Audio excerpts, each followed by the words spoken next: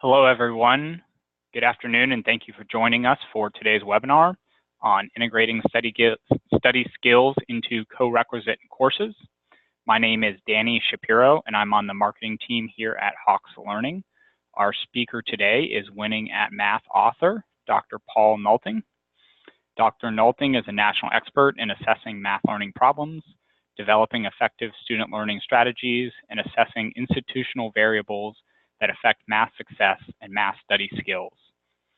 Over the last 25 years, he has consulted with over 100 colleges, universities, and high schools to improve success in the math classroom.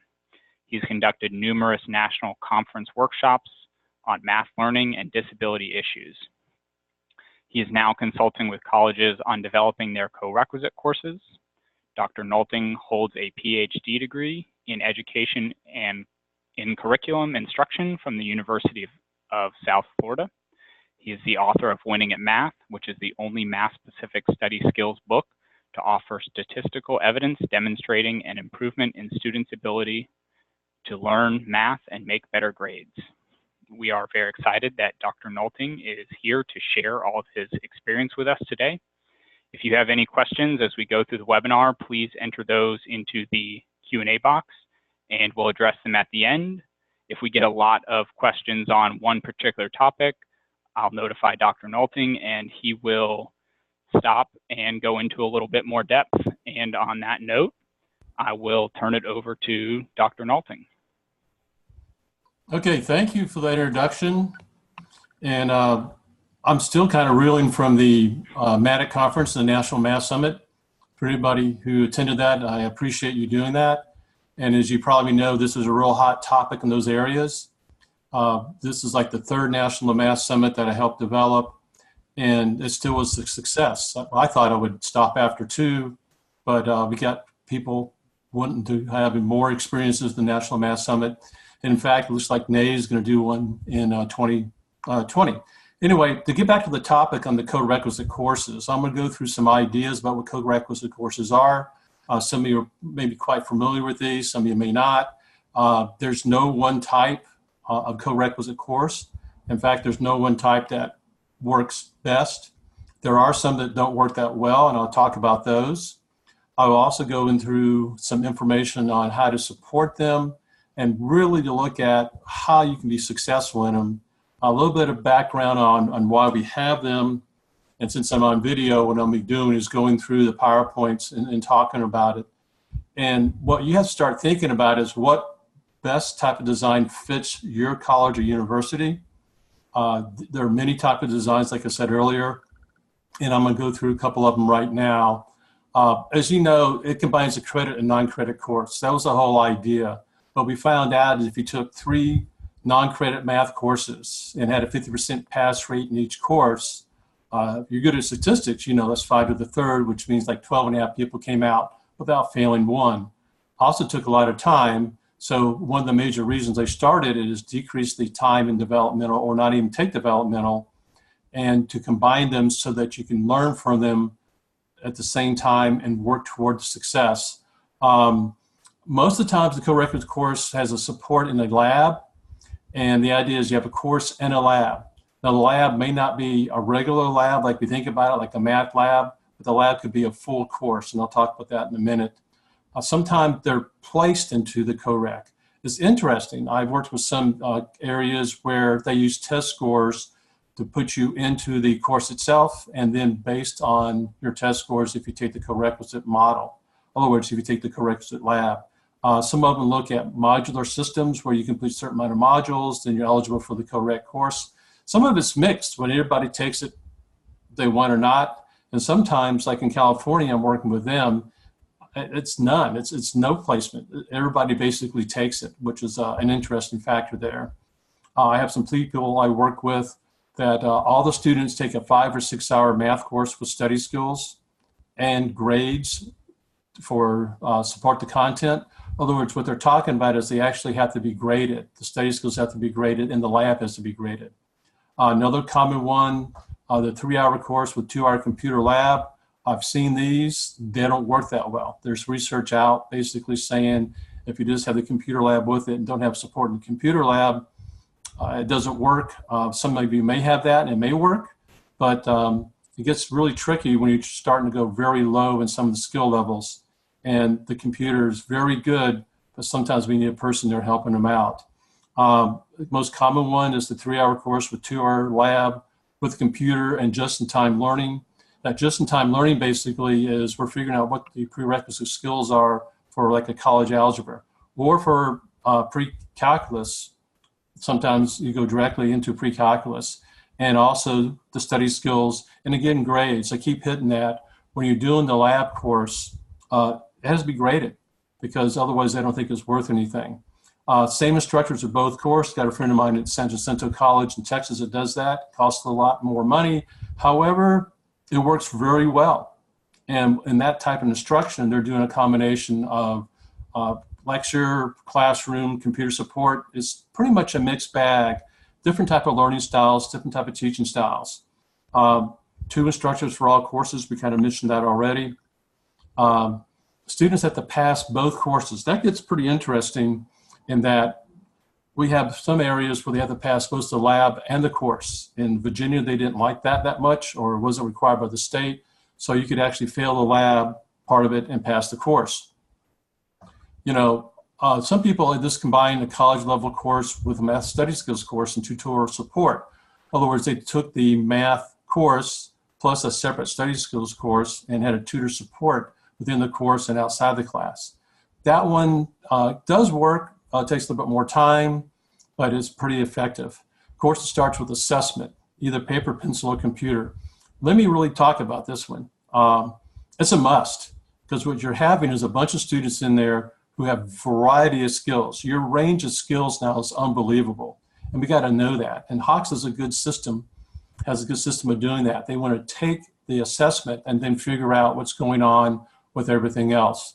And the idea is that you want to assess them to figure out what low levels are they in and how to provide the skills for those areas, because that way they become more successful in learning. And you what we call aggregate the data. And that's what it said, aggregate the data, determine the low skill areas where the computer system can help them. Also, you may do some pullouts with that and help them do that, become more successful.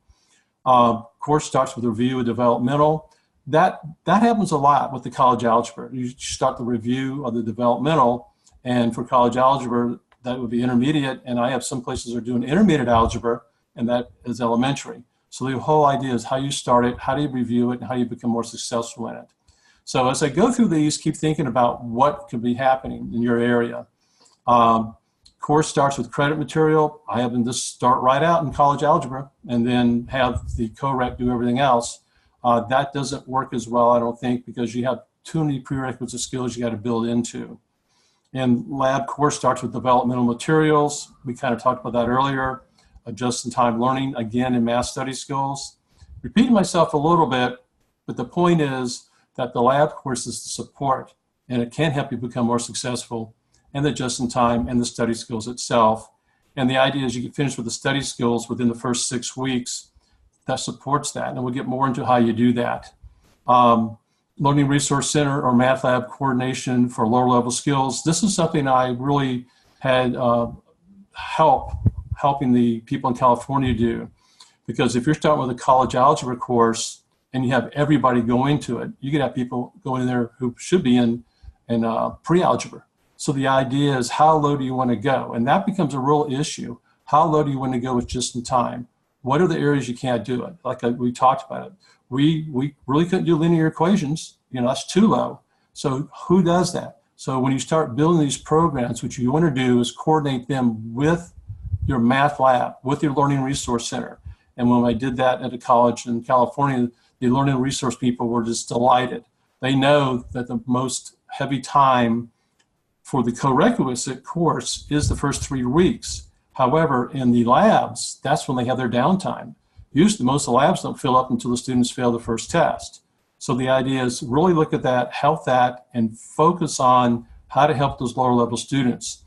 Also, other classes and courses should be available. For example, taking tests early in some of these co-requisite courses is very advised, because we had some areas that I worked with that they're going to have what we call escape routes. What that really means is The first day or two of class, you give them an assessment like I talked about, paper, pencil. If they do poorly, most of the times they can go back to developmental. It's not like they have to purely stay in it. Sometimes they can't be advised to take it. Other times, like after the first test, you have drop back times. Another college I'm talking with right now, one of the deans came up with the idea of, hey, why don't we have late start classes where when you get halfway through this one, if you're not doing well, we can put you in a lower level class. All these you can start looking at.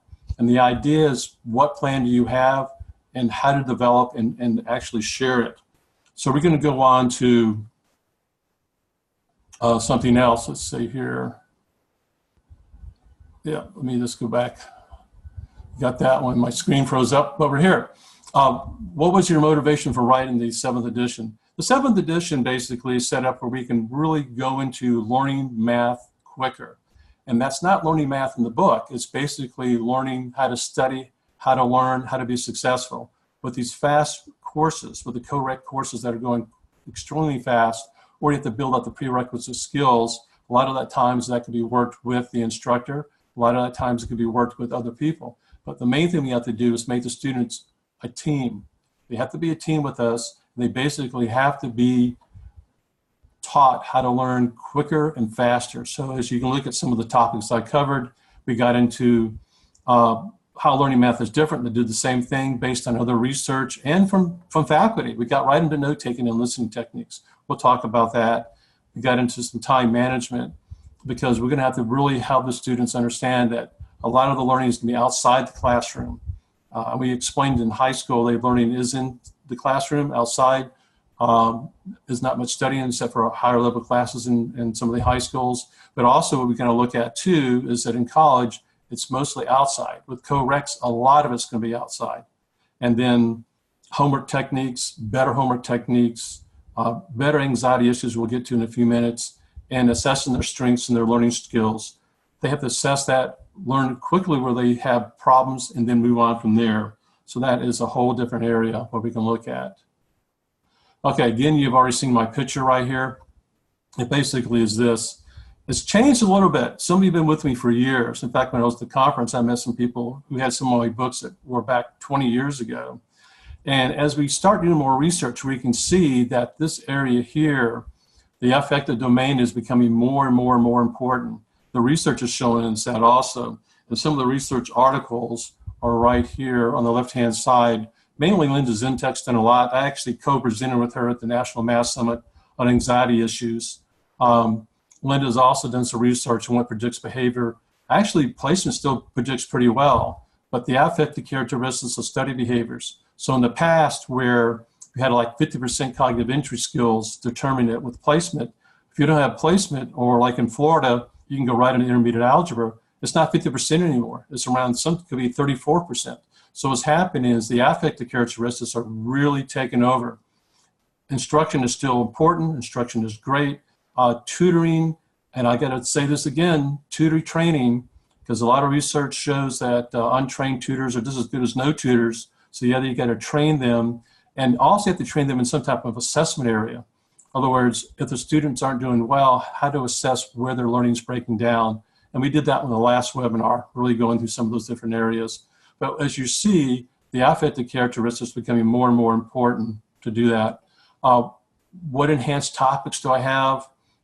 It gets pretty good. It's faster and it's quicker. I took out some of the materials that were kind of old and added new materials in there, got right into some apps. And those students are really going to use the apps now, along with the programs, because that helps them learn outside the classroom. Research plan to learn outside the classroom, I put that in there because that's what's happening with co-reqs. We got to make a research plan, and I should say a resource plan, to look at what's going to happen outside the classroom and how to help those students become more successful. Working effectively with tutors and classmates. This is, again, with the co-reqs. They're going to have to be skilled in working with tutors, and I didn't have that in the book before, but I taught them how to work with tutors and classmates within the co-req, or not, even if they're not in co-req courses. The mindfulness, the mindset's there. We talked about that a little bit before, but it's really important. More activities for the students to do. We asked to do that, so they're more engaged. The chapters are written more personalized to the student themselves. And we talk about co-requisite class group learning activities. I have a whole appendix of those. You know, when you start teaching it in the co-req course, mainly the lab part, you can do the study skills up front, get done about midterm, and you mix it in, of course, with just-in-time learning and assignments to the math lab. But the co-requisite idea of group learning activities is we can have group activities for them to interact with each other, because they have to have buddies, they have to have friends. They have to team up so that when they leave the classroom, if they have trouble, they can ask each other for help. That's really a big deal now, is how do you start learning more outside the classroom, because we can't teach it all in the co-req course. And they have a checklist and rearrange the chapters so they become more interesting and better yet. And when I recommend the co-req would identify the starting math skills, this is true, and this is what we're going to look at. What's happening is that most students don't know they have poor math study skills. They just don't know until we give them the math study skills evaluation. And I got a free one on my website. I got another one. Hawks has another one too. And the idea is giving them the free assessment to look at their study skills and strategies and techniques. What we're looking at is what areas do they have difficulty in.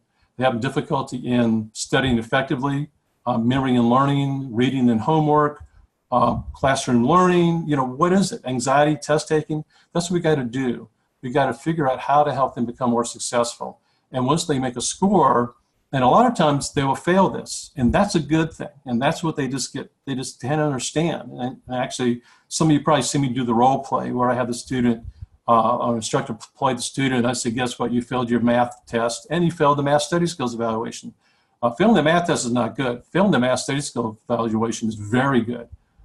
In fact, I want you to fail it, because now we can point out what you need. I can show you specifically in page numbers in the Winning the Math book what to read, specific strategies to improve your learning, which we'll go through in a few minutes. It really helps motivate the student, because now we can point that part of their learning problems is we didn't teach them how to learn. And I blame myself. I didn't teach you how to learn these skills, but now we are in the co-requisite class. We can teach you to learn faster, quicker, and better. That way you can keep up with this and start looking at other materials and ideas. And these are some like the scores you have in there. That 40 needs to go back to like a 48 in memory. That would tell me you have to really work on those chapters immediately and start learning how to learn better. So it's like chapter 2 and 5, and specifically page numbers too. And with our study system overview, here we go again. You know, how do we teach them how to learn? In fact, we will help you if you want to use the book. We'll give you some of these PowerPoints to use. Look at the system right now, the classroom lectures, the online lectures, the textbooks, the homework systems, the online homework, anxiety, and those issues. This all breaks down to note-taking, reworking the notes, you know, how do you do homework effectively? And we're going to talk about that in a minute. How to reduce, anxiety effectively and do there. Now, how's technology affecting note-taking in co-requisite courses? This is good. Start looking at new ways to take notes and everything. Because what's happening now is that most people take some notes in class and then they'll review them. What we want you to do is look at the technology, the Evernotes, the voice recorders, the smart pen. Students are using these anyway. You might as well go ahead and have them use them in your classroom, and you control the use. In fact, I set up times, I'd say it's picture time. I want them to take a picture of what's on the board. I know this is a problem area. Also, I want them to take the picture so they can go to the math lab, Learning Resource Center, and show the tutors where they're having problems. I've run these centers before, and what we want is a student to come in and say, I'm stuck right here. Not, I can't do this, I can't do this. No, I want to know where you're stuck. And what we're looking at is the fact that if they can show that. Now, when you start looking at a note-taking system too on the right-hand side, that's very important. When we have to start looking at the resources and start looking at how they take the notes in the classroom and how they take the notes basically on the computer systems. Because I tell people, if you click twice on any type of computer system, you probably don't know the material and you have to take notes. And my famous question is, what do students take out after doing some of their online homework? What do they take away with them? And most of the time it's nothing. They don't take anything. And then when they have trouble passing the test, we ask them if they're reviewed, and their answer is, no, I didn't review. I didn't have anything to review. So this is a good system right now. and that you can look at examples and write the examples down, the rules, the explanations, and review this before taking the test. And also ask the tutors, here we go in the tutor training again, ask the tutors how they do this, how they actually set the problem up, what are the explanations. And when we're doing the tutorial work, I'm talking to students about, and we have this in the book too, you take pictures of what you've been tutored in, you record what you've been tutored in, you play that back, that's a review. That gets so important. That's why people are using Evernotes and the Smart Pen and basically helping them with the note-taking technology in the classroom and while they're doing homework and while they are basically being tutored. Because this is going to be really an issue for us, because with the lower level students, we don't want to leave them behind. We will give them options to learn. Other resources. We just talked about the note-taking for computer-based and online. That's very important, like we said earlier. 10 steps of doing your online math homework. I'm not that dumb. I know they don't do 10 steps. I hope them to do 3 or 4 steps. So we talked about the 10 steps, and actually some of the exercises, okay, knock the 10 steps down to 5 or 3, whatever you want to do. So they have a plan on how to do their homework. They have a plan how to read the online textbook. They have a plan how to use better computer test taking skills. What is their plan for test taking? We'll talk about that in a few minutes. All this can be done right in the co-requisite course. You can teach these skills in the co-requisite course, and we'll get to that in a few minutes. How does math anxiety and test anxiety affect this? Oh, this is interesting. And I talked about this when I was at the summit. Anxieties is not with the students, it's with the instructors. And a lot of our instructors sometimes portray this anxiety to the students. And a lot of instructors should be anxious. Heck, if I was teaching a course, let's say in California, we went right to pre-calc, or even college algebra, knowing I had a range of students that were just unbelievable, I'd be nervous too. I just got to figure out ways to do that and talk to the students. And when you're doing these co-requisite courses, you got to explain to the students up front what they're in for. And especially after their first assessment. And what we have, those escape routes we talked about. But what we have to do first is understand that anxiety exists. I still have instructors I work with that don't believe in it. If you're in my workshops, I can create some anxiety, and you'll believe it, but we can't do it over this. But the idea is, what does the anxiety do? This is you should be talking to them about. What does anxiety do? Avoidance, that's a big deal. Avoid the homework, avoid the class. Approach avoidance behaviors. I study, I feel bad, I go away. I study, I feel bad, I go away. Oh, I got it. So if I don't study, I feel better, so I don't study. Yeah, fear of asking questions in class of co-recs. You got to encourage those questions. And sometimes you have to do small group work to get those questions up. And it kills working memory. And that's what happens during tests. It also happens in the classroom. Working memory is when you're actually working on the problem, when you're pulling things from long-term memory and you're pulling things from abstract reasoning. The whole idea is to understand the effects of test taking and the effects of anxiety and talk to the students. Talk to the students about that. Blanking out on tests, that occurs. It's for real. That happens. Test anxiety myths. This is going to be a fun thing we can do. Okay, this is true and false. And I know you're in the room. I can't hear you though. But the idea is I'm going to go through these and you tell me if they're true or false. Students are born with it. True or false? False. Test anxiety is a mental illness. True or false? Maybe. This is happening a lot when we start working with students, a lot of anxiety. Sometimes it could be underneath the ADA, and sometimes it may not be. But if it's an anxiety disorder, it probably is. Test anxiety cannot be reduced. Of course, that's false. We can reduce it. I don't approve this technique, but I had a student one time tell me the way I reduce anxiety to take my math tests, and I should have never asked why. He said, I take 2 shots of bourbon before every test. And I said, don't come near me. Okay, because I smell alcohol in your breath. I got to report it. I think we think of something a little better. But students have different ways. They do take medications. As long as it's prescribed, I don't even ask. It's up to them. Anyway, let's go back to this. Any level of anxiety is bad? No. Anxiety is good. Good to a certain point, and then you forget everything. So it is a curve learning your function to behavior, to performance. Or you do get better as anxiety goes better, increases. But the idea is that if you get too much, you just blank out. All students who are not prepared have test anxiety? No. I get students who are not prepared. They don't have any anxiety. One, they just don't have anxiety, period, or they already know they're going to fail. Hey, why should I even worry about it? Students with test anxiety can't learn math. That's false. We know that. Students who are well prepared don't have it. We know that's false, because I have students that are really well prepared, study 20, 25 hours a week. In fact, my highest and most serious cases of test anxiety was actually in calculus classes. They would come to me and talk about their problems with calculus and anxiety issues. Intelligent students don't have it. That's false. Attending class and doing homework reduces it. Sometimes it does. That could be true, but I have some students that attend class, do other homework, and it makes it more anxiety, because now they put all the time in. I studied for this test for 20 hours. I should pass it. Anxiety goes up. This is the one I used to do and I don't do anymore. I tell them to relax. That doesn't work. Makes them more anxious. And doing nothing about it will make it go away? No, it usually gets worse. And what happens is that they just don't show up. They just withdraw. They're gone. And reducing test anxiety guarantees better grades? That's an interesting one. I do have some students that only have anxiety issues where I put them in a separate room, same amount of time, and their grades gone from basically from some D's to B's.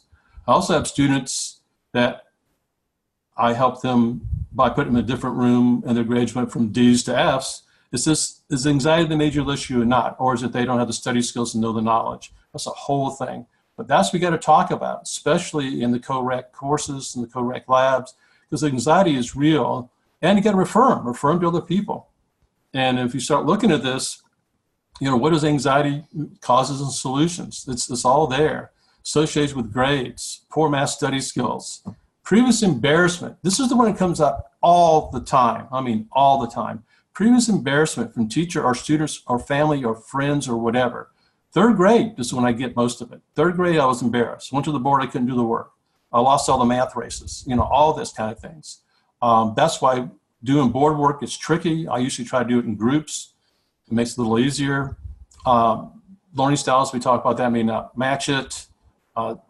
Different math designs. Like I said, they're going to come in with a different design and they're going to go, yeah, my advisor said I should take this. Or they're going to go, oh, I was told by my high school staff. This is really interesting.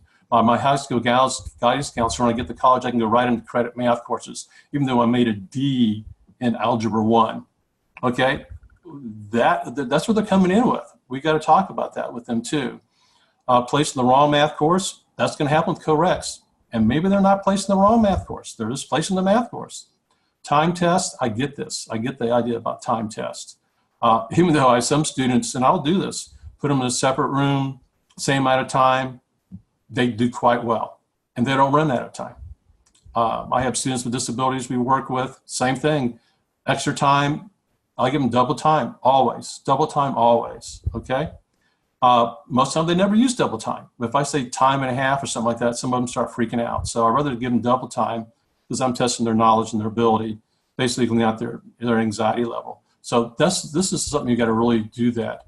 And in the practicing exercises, this is what you can actually do in the co-requisite class. Practice relaxation techniques. You do not have to be a therapist to do this. And some of you seen me do these before. Tensing, relaxing methods, where you just, put your feet down on the floor real hard and grab your chair and pull up and tense and relax several times. That does work, and you practice those in the classroom.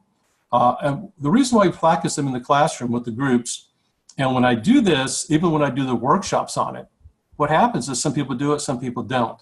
But I tell them that, look, what's going to happen in the test is that if you see somebody tense and relaxing their muscles, or doing some deep breathing, inhaling through your nose, exhaling through the mouth, deep breathing exercises, that's okay. They're just relaxing. There's nothing weird about them. And this is the big one, the visualization one, where you visualize where you are in a place that's very relaxed and calm. We used to call it your happy place. And it is a happy place for you. And basically the idea of your happy place is that what happens is that you're in a place that makes you feel relaxed. It's the Babbling Brook scene, the beach scene. Mine is skin diving or scuba diving off the Keys or in the Caribbean area, and it just relaxes you.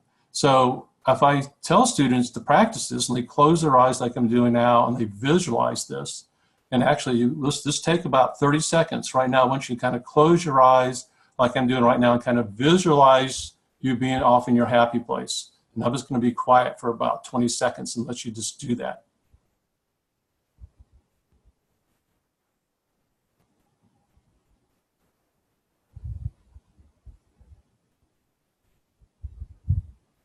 Okay, come on back. That was less than 20 seconds. We get the idea. I tell the students to practice that. So when they're taking the test, if you see somebody kind of closing their eyes and kind of rolling their eyes up, that works too. Also the palming technique. Some of you can see me. So if I do the palms, it's like the palms of my hand, put them like this. That's a funny one. I tell them, we're going to practice this. We're going to practice this. This is funny. If you do that, and go ahead and try this. It looks kind of weird, but it's okay. Kind of do that. It knocks out all the light. Everything's gone. I'm just visualizing myself scuba diving off Freeport, and I'm looking at the nice fish. There's a grouper. Oh, there's that barracuda. No big deal. You know, there's some angelfish. There's some parrotfish. There's pretty. You know, that sort of thing. Okay, I'm back. We haven't practiced doing that, and it really knocks out all the sensations away. And then basically, when you get into the self-talk, what do you tell them? What should they be telling themselves? What we're talking about is, what should you say to yourself during the test? I'm going to do the best I can. I'm going to try hard. Actually, get some students to write those on note-taking cards. Write them down, memorize them, and start thinking about them. What are you going to tell yourself? Also have them tell themselves this, that they're going to get to a point where they're going to hit a problem, okay? They hit a problem they can't do. And you go, that's the problem I can't do. Okay. Dr. Nolting said it's going to be there. I'm going to look at it once, look at it twice, skip it, and I'll move on. Don't worry, I get it later. My mind's still working on it. That's okay. That's what the strategies are. That's what we teach in the book, the strategies, the ideas of what to do to move on, the ideas what to do with, the anxiety issues. And we'll get into positive thinking. And that gets into mindset things. What happens, we talk about the mindset. And the idea is you don't want to think about the past because that causes depression. You don't want to think about the future, causes anxiety. Just right now, what can I do? Right now, I can work on this one problem. I can do the best I can and move on because I have a strategy. And as far as you and instructors and managing anxiety in the classroom, like I said earlier, you've got to talk about it. Have the students talk to you about it. Bring in a counselor or advisor. Probably, after the first test. I used to bring them in before the first test and people didn't listen to me that much. Bring them in after the first test. Have them talk about those issues and prepare. The idea is what we want to do is have the students prepare questions before they even go to the class, and it works really well. So these are just techniques and strategies because the anxiety is really increased now with what we're working with the students. Another one is modality inventory. And what we have to do is make the student the most efficient as possible. And now that's learning styles, learning preferences, whatever you want to call those. You can call them anything you want. But I have some students that are better at learning things visually, some students are better learning things auditorily, and some people kinesthetically, with their hands and things. I want to know that because if I assess this in the book and they come up an auditory learner, we got about 10 different ways to learn math auditorily. How can they do that? How can they do that? How can they say it to themselves? And again, remember, I said Evernotes, tape record the information, excuse me, and play it back to themselves, playing back your lecture to themselves, playing back the tutorial strategies that the tutors give them. That's auditory learning. That works really well with some of these people, especially reviewing that and doing it before the test, that sort of thing. Activities. We got new and better activities. The students wanted more diversity. Again, we got the weekly study schedule plans and templates, but that's been every book. That's everywhere. But the idea now is, when are you going to put time for the math lab? When are you going to put time for the co-requisite course? When are you going to put time for going with other students and talking to them? And we look at the note-taking system. We already talked about that. Interactive activities with writing. A lot of students, if they write down the information several times, they learn it. That's another skill. Study skills evaluation, we talked about that. We can just ask them about the anxiety. What we've done before is had a test attitudes inventory. But in this new book, I kind of took it out, but I left it in the slide because what I found out, if a student told me they have anxiety, they have anxiety. If they tell me they have high anxiety, they have high anxiety. So I don't even do the survey anymore because that way they just tell me what's going on. Inter-chapter assignments, what we're going to do, have them recall that. We know after learning it, you got to recall it to get it in the long-term memory. And another thing with Hawks is we have a built-in Math Study Skills Test Bank. That is very important. So as you're teaching them the study skills in the co-requisite class and reinforcing them in the classroom, let me say that again, and reinforcing them in the classroom, we want you to become more successful. So that works quite well, okay? Let's go on, students prepared to predict test questions. Hey, this is it. How can students prepare to predict test questions? Part of it is that note-taking system. Review every day, practice mastery learning. Ask instructors for mastery tests. Complete 3 days before the test. I had students say, hey, let me give you the, let me do the study guide the night before. Well, that doesn't work that well because they do it the night before. They can't do 10 problems. They walk on the test thinking they can't do 10 problems. You know, that really, really is important. Instructors ask to write in the board questions. This is a good one. Have them come into the classroom, write on the board what questions they have other students answer those questions before you even get there. We looked at that as an assessment technique too. If I see a bunch of questions up there with the same problem, hey, I know what to talk about that way. 10 steps for test taking, same thing. You know, these are different ways you can help students prepare for the final exam. You know, what are the 10 steps? We can do that real quick in a few minutes. And also, you know, tell them to practice their anxiety techniques before they even get in there. Now we're into the 10 steps. Again, I got to tell you, not everybody does 10 steps. I've known nobody to do all the 10 steps. But the idea is that I have these down. You know, of course, the first one is that memory data dump. That basically is writing down everything you forget. Now, some people don't like when I say this, but it really does work. I tell the students to make up a cheat sheet. In fact, I have them make up group cheat sheets, which is even better because they can fill it in. So they'll make up a cheat sheet. What do you got to do? Metacognitive learning. That's what you have to do. It's funny. If I would have said, we're going to do some metacognitive learning today, most of the students will do, they'll just stop. They won't get it. But I say cheat sheet, they got it. Then later on tell them you can't use it, but you can memorize it. So you make it up, have the students memorize that. As soon as they get into the test room, they turn it over. If it's a computer-based test, I have them bring in a blank sheet of paper, tell the proctor that they're going to do that. As soon as they get the permission or you give them the code to take it, they don't even go to the computer-based test first. They write down the memory data dump. They write it down. Then they preview the test. And sometimes you can't do that with the computer-based test, and sometimes you can't. You've got to ask that. And then second memory data dump again. You know, what did you see during the test to remind you of something? Then we go through the whole thing of answer easy questions first, difficult questions last, skip questions. Later on, get to them and go over them again. These are the things you can practice in the co-requisite. You can actually have them go through this. And I do this in my class, have them go through this and basically make up 5 steps. What are you going to do? How you can do 5 steps. In the review, use all test time. This is important, especially with anxiety. Students don't use all the test time. You know that. And I talk about that. Why don't they use it? One reason, anxiety gets too high, they got to leave. Second reason, I'm not going to be the last person finished. Got that? I'm not going to be the last person finished. So I am, even if it's 10 minutes left and there's 2 people left, I'm gone. And I've had students tell me this. They wait to 3 people, and they're going to turn it in, because if they turn it in last, that means we think they're not bright, and that's not true. I tell them, by keeping that test, you will become more successful. You will convert that. I mean, math is one of the few things you can do and figure out if you got the answer right or wrong. Basically, multiple choice, your first guess is your best guess, and don't change your first guess. And that's when we get into using all the test time. And I actually put on the board, basically, that students that turn their test in first fail. People don't believe that. And I also put on the board, you know, how many people who turned their tests in from the last semester, got that last semester, basically got A's and B's, and they were the last people to turn the test in. Last one, we're going to do some times for some other things in a minute. It's the test taking errors. Great for the co-rec. Get the test back. What did you miss? The questions, did you miss things from misread direction errors, careless errors, concept errors, application errors, test procedure errors, study errors? We go through the whole thing in the book.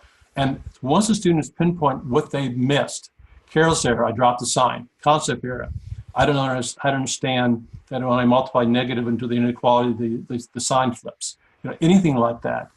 test procedure errors. I went too fast for the first part of the test, that sort of thing. That helps them understand and process this. Who do you collaborate with? This is very important now with the co-recs, because you are on the spotlight now. And you're not only spotlight for the math department, you're on the spotlight for anything that's STEM and business. So you've got to partner with student services to help them understand what the co-requisites really mean. And I've seen it where they haven't done that, and it was a problem. I've seen it where they have done that, and it's worked well. Veteran services, talk to them. Disability services, talk to them. Academic departments, do workshops, show them what's going on, show them about the co-requisite course. And if you're in a state that mandates it, you tell them it's mandated. And this is what we need some help. And then the Student Math Success Committee, that's a big thing. You know, what I want to look at is, what do we do with the repeaters? And that's what I've been asking a lot of people. And a lot of them are going, well, I don't know, what happens if they fail the co-rec? Well, they can't go lower. Well, sometimes they can if you have a developmental course there, they can. But the idea, what do you do with that? Also with the Math Success Committee, how are you going to develop all the support? How are you going to have labs like in California? The disability service offices actually have the labs. And at one college I'm working with in California, they're actually going to do a separate co-rec course for statistics. And when we worked with that, we're not going to teach statistics in there, but we asked the math department, what should we teach? They said study skills and reading techniques. And they're right. The best predictor of statistical success is reading, not math. We've done that many times at other colleges. And they said vocabulary. So we're going to put that in there. Vocabulary. We're going to put in study skills. They're actually going to team up with the math departments. That's what I'm getting at. How do you team up and help each other out? Next one. How do you recommend incorporating winning math and co-requisite courses? Hey, we kind of talked about that already. Directly to co-rec, mini lectures.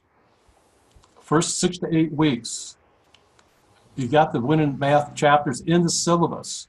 And some of you, if you ask that, I'll show you how to do that. We'll send it to you. The reading assignments from the textbook are right in there. You're actually turning in chapter assignments from the end of the winning at math. And they're getting graded just like you do your math homework. Or not graded, it's more like completed. We talked about modeling. You're modeling it, you're demonstrating it in the class in many lectures. You're practicing relaxation techniques. This is like a review now. Ask questions about winning in math. I have like 10 questions I can ask for different chapters in winning in math. You know, describe how learning math is different. Tell me 2 relaxation techniques that you use. Write down and explain your 5 steps for taking a math test. Write down and explain the reasons anxiety affects your learning. All these, when the last time I taught this was interesting. I got criticized from the students. They said, Dr. Nolting, we don't like your tests. I said, oh, what don't you like about them? It's not multiple choice. We can't guess. And I'm saying, I don't want you to guess. I want you to learn the strategies and techniques so you can use them on the test for real. And they go, oh, that's why you made us do it. I said, yes. It gets into your long-term memory, so we can call it. So basically what we're looking at is different ways to help students become more successful in learning. Okay, student development math success plan. One of the last things, a plan. Remember, a lot of these students have never been successful in math, and now they're looking at different areas. This is a plan, kind of, how can I say, simplified, but the idea is, what does the student want? What is their learning skills? So you can see the learning information, which is basically the modality style. What are their goals? What do they want to make? Like this person want to make a B in elementary algebra. Study strategies. You know, what techniques are you going to use when the math study skills evaluation to use? What motivational strategies? See the instructor. Tell myself positive statements. This is a real good technique. And the mentor actually was a learning assistant staff member to help the student. Because if you have a goal, and you write down the strategies to use them. If you're successful, you keep going. If you're not successful, what we want to do basically is to figure out why you're not successful, what's going on, and then change it. And we're pretty much about out of time, so I'll go right into this one here. I'll just back up. Study skills courses. The last thing I want to say is study skill courses are good for everything but math. Okay, in STEM. I've done the research on this. If you have a study skills course that you teach math study skills in as a co-requisite, that would work. But what we want is the study skills that apply directly to math, that help students become successful. because what happens in most study skill courses, it doesn't apply to math. It applies to everything else but that. So I'm going to kind of end up this, and I'm just going to tell you about one thing, that we need to become math heroes. And I talked about this in the National Math Summit, and I know that Nancy said the same thing at the AMATIC major presentation session. We want to become math heroes. We can become heroes. We can take these students and help them become more successful than ever. We just got to teach them the strategies. We got to teach them to become team players with us. By becoming team players with us, it will work. It will work. So in summary, you got to figure out what type of co-requisite design you want. Some of them, sometimes the state will tell you, like in Virginia, they can't make people take the co-req if they score high enough on the placement test sort of thing. In other places, everybody can take it. You've got to look at the strategies in the co-req. If it's just tutoring, I've seen this. If you just tutor in co-reqs, it will not work. You can't tutor college algebra when they don't know elementary. It just doesn't work. So the idea is what you're going to do, how you're going to do that just in time, how you're going to help the students to learn faster and quicker. And we talked about that several times, faster and quicker. And then partner with other people, partner with the labs, partner with disability services who have tutoring, partner with vets. And as you may know, or not know, vets get free tutoring. They can go through the veteran centers and get free tutoring paid by the federal government. So the idea is, how do you do all this? You team up, you work together, and you help yourself become more successful. So I'll kind of end it on that. I'll see if Danny has a few questions in here. If not, I would like to thank you for basically listening to me. Look at some of these information I've given you. Look at the strategies. Pick the ones that work for you. Pick the ones for work at your college and your university. They're not going to work for everybody, but I guarantee you that if you teach students to become better learners and immediately assess them with study skills and immediately assess them with math skills, like with the Hawk system, and give that feedback to them, they become more of a partner. You have to know immediately that they need help, not after the first test.